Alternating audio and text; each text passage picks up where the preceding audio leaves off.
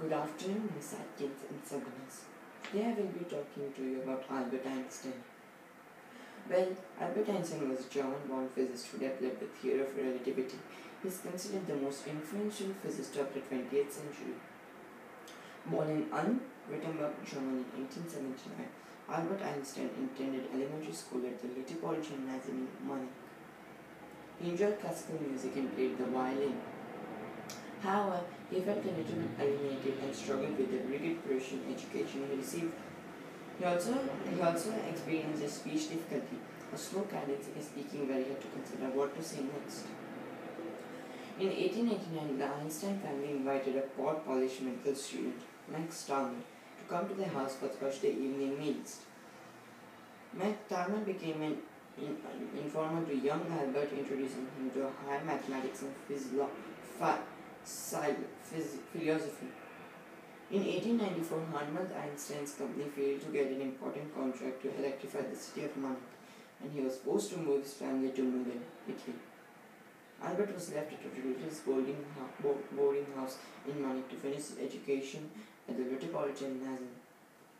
Fortunately, Einstein was able to apply directly to his Federal Polytechnic High School in Switzerland.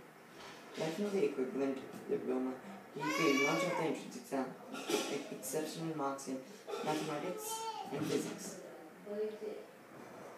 Because of this, he was admitted to the school provided to complete his formal schooling first. He went to a special high school run by Jost in Aarhus, Switzerland, and graduated in 1896 at the age of 17. He became lifelong friends with the Mendel's family, with whom he had been born and fell in love with Mendel's daughter, Marie. At this time, Einstein renounced the German citizenship to avoid military service and enrolled at the Zurich school. After graduating from the Polytechnic Institute, Albert Einstein faced a series of life crises over the next few years. Because he liked to study on his own, he cut classes and earned the anonymity of his professor. One in particular, Heinrich Röger, wrote a letter to recommendation at Einstein's request that led him to being turned down for every other academic position that he applied after graduation. Meanwhile, Einstein's relationship with Marie got dependent, but his parents vehemently opposed the relationship, citing her Serbian background and Eastern Orthodox Christian religion. Einstein defined his parents and continued to see Marika. In January 1902, the couple had a daughter, Liasio, who either died of sickness or was given up for adoption. The facts are unknown. At this point, Albert Einstein probably reached the lowest in his life. He could not marry Marika and support a life with that job, and his father's business had gone bankrupt. Desperate and unemployed, Einstein took lowly jobs tutoring children, but he was unable to hold on to any of them. The turning point came later in 1902 when the father of his lifelong friend Marco Grossman recommended him for his position as a clerk in the Swiss patent office in Bern, Switzerland.